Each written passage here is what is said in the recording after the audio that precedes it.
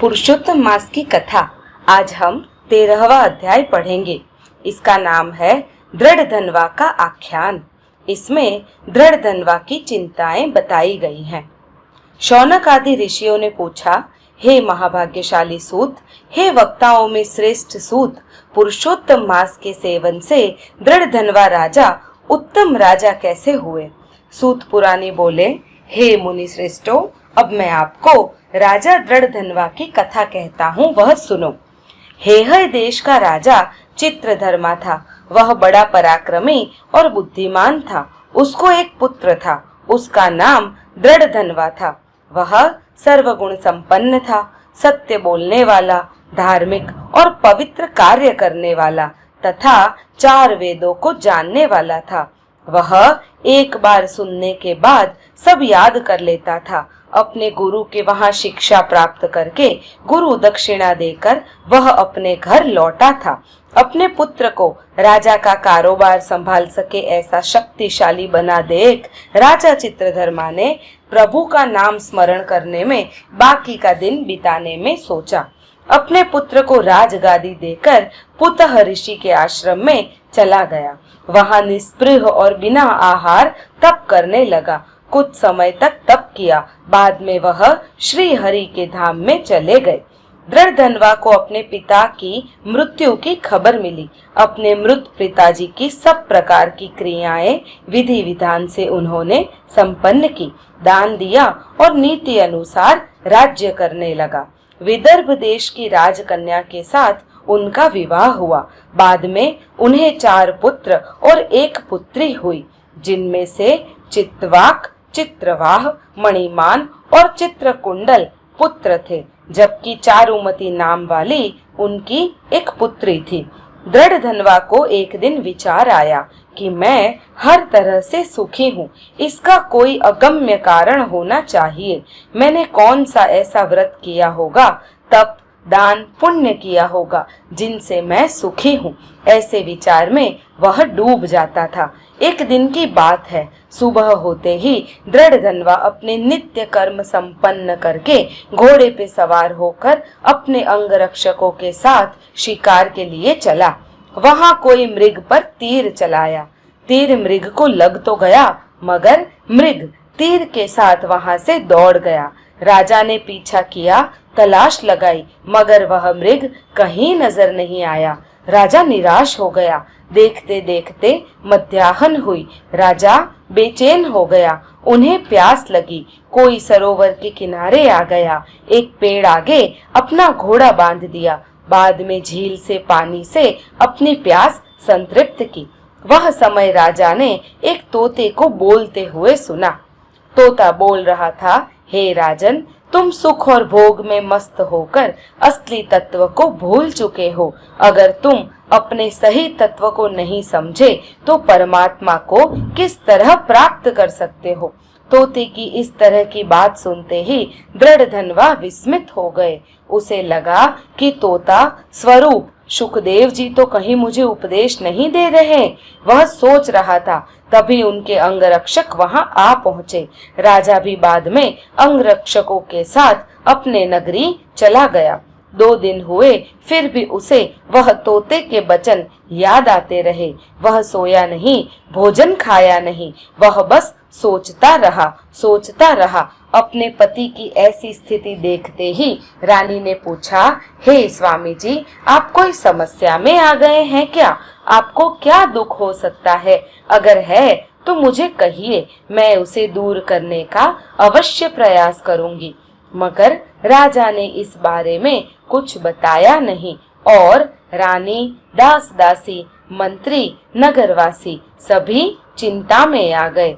इति श्री बृहद नारदीय पुराण के पुरुषोत्तम महात्म्य का दृढ़ धनवा का आख्यान नामक 13वां अध्याय संपूर्णम। आइए अब पुरुषोत्तम मास की पावन कथा पढ़ेंगे। कथा का नाम है माता पिता की सेवा की कथा। एक गांव था। वहां एक बूढ़ा किसान रहता था। उसकी पत्नी भी बूढ़ी थी। किसान को 4 पुत्र थे। वे शादीशुदा थे। समय आने पर एक एक होकर वे अपने माता पिता से अलग हो गए। किसान और उनकी पत्नी दोनों बूढ़े होने के कारण कुछ कर नहीं पा रहे थे, फिर भी इक्का दुक्का काम करके अपना निर्वाह करते थे। दोनों अपने पुत्रों और पत्नियों के आगे लाचार होना पसंद नहीं करते थे। ऐसे में पुरुषोत्तम मास का आगमन हुआ। किसान अपनी पत्नी को बोला, हम दोनों अपने कोई पुत्र के साथ रहेंगे और भगवान पुरुषोत्तम जी का व्रत करेंगे। पत्नी ने कहा, अच्छी बात है, हम अपने बड़े के घर जाएंगे। और 2 दिन बाद दोनों अपने बड़े पुत्र के वहां गए। पुत्र और पत्नी ने सत्कार किया। बातों बातों में किसान ने कहा, भगवान पुरुषोत्तम जी का मास आ गया है, अतः हम 1 मास तक यहाँ रहेंगे और प्रभु भजन करेंगे। जैसे 1 मास का नाम आया तो पुत्र और पत्नी दोनों के मुंह बिगड़ गए, मानो कोई गलत चीज खाई हो। पति पत्नी बोले, पिताजी, हमारे यहाँ रात को सोने की कोई जगह भी नहीं है, कृपया आप छोटे के वहां चले जाएं।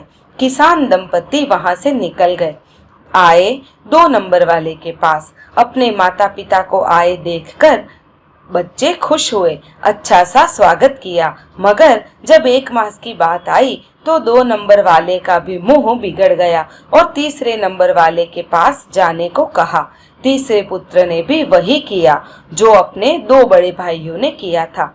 आखिर दुखी होते हुए किसान अपनी पत्नी के साथ अपने सबसे छोटे पुत्र के वहां गए। वे दोनों पति पत्नी समझदार थे। छोटा लड़का अच्छा था, उसकी बहू बड़ी चतुर थी और अच्छी भी थी। अपने माता पिता को घर में रख लिया। हर रोज किसान दंपति नदी स्नान के लिए जाते, वहां कहानी सुनते और घर आते। छोटी बहू भीगे कपड़े ले लेती और द्वार पर रख देती। द्वार के पीछे एक कोठी थी। किसान दंपति अपनी अवस्था के कारण अपने भीगे हुए कपड़े ठीक कर सकते नहीं और पानी की छोटी छोटी बूंदें कोठी में टपकती रहती।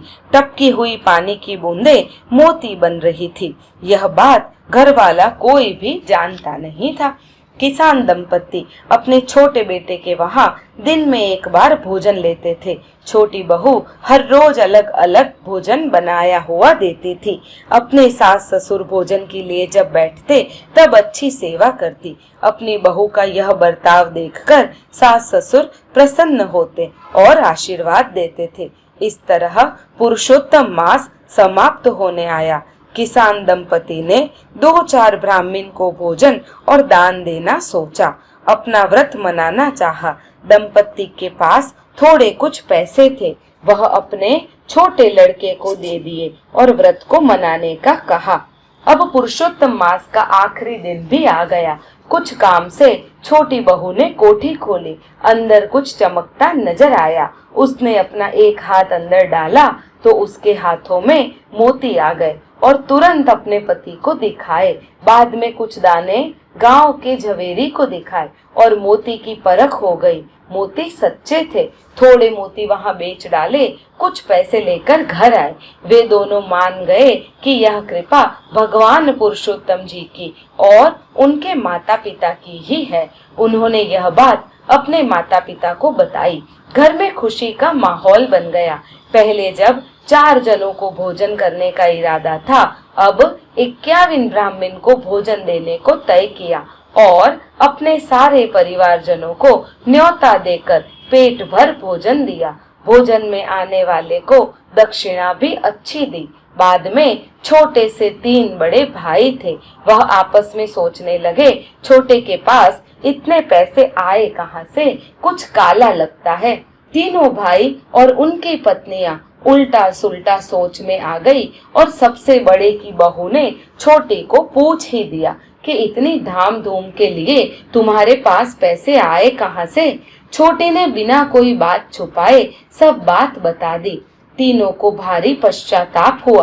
अपने को दुखी मान के सोचने लगी, शायद हमने अपने सास ससुर जी को यदि अपने साथ रखा होता तो अगले साल जब पुरुषोत्तम मास आएगा तब हम भी छोटी बहू ने किया वैसा ही करेंगे। और हम भी बहुत सुखी हो जाएंगे। और फिर से जब पुरुषोत्तम मास आया, तीनों बहुएं अपने सास ससुर को खुद के साथ रखने के लिए तकरार करने लगी। लेकिन बाद में तय हुआ कि वे बड़े भाई के वहां रहेंगे और मोती बनते ही तीनों आपस में बांट लेंगे। बड़ी बहू ने पहले दिन अपने सास ससुर को बता दिया कि जब आप नदी से स्नान समाप्त कर आए तब भीगे कपड़े मुझे देना, इसे आप मत झटकना। इधर किसान दंपत्ति जैसा बड़ी बहू बताती वैसे करते थे।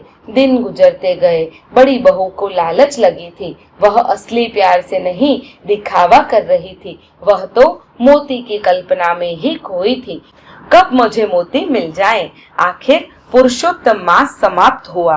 तीनों बहू ने मिलकर व्रत मनाने का तय किया। सारे गांव को भोजन के लिए न्योता दिया। गांव वालों ने भी भरपेट भोजन किया। ब्राह्मणों को पेट भर भोजन और दक्षिणा मिल गई। अब जब घर खाली हो गया तब तीनों बहुएं कोठी के पास गई। मन में सोचा कि यह कोठी भी मोती से भर गई होगी, लेकिन यह क्या, जैसे कोठी का ढक्कन हटाया और अंदर हाथ डाला तो गंदा पानी था, अंदर एक भी मोती नहीं था।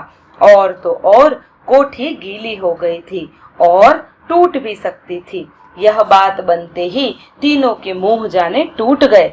अपने से जो अरमान सजाए थे वे फीके पड़ गए थे। वे अपने सास ससुर पर चिढ़ गई। अनाप शनाप बोलने लगी, तुम दोनों ने छोटे को यहाँ अच्छी तरह से स्नान किया होगा, जबकि हमारे यहाँ दिल में कपट रखा होगा, तभी ऐसा हो गया। किसान बोला, हमने तो भाव से ही सब किया है, लेकिन आपके मन में जो लोभ था इसलिए यह बात बनी है।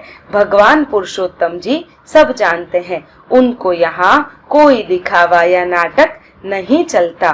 बोलो श्री पुरुषोत्तम भगवान की जय। हे पुरुषोत्तम भगवान, जो भी इस कथा का पाठ करता है, सुनता है या श्रवण करता है या कहता है, और जो भी पुरुषोत्तम मास का व्रत करता है, उन सभी को आप अच्छे आशीर्वाद दीजिएगा, उन सभी को फलिएगा और आप उनकी मनोकामनाएं पूरी करिएगा। धन्यवाद।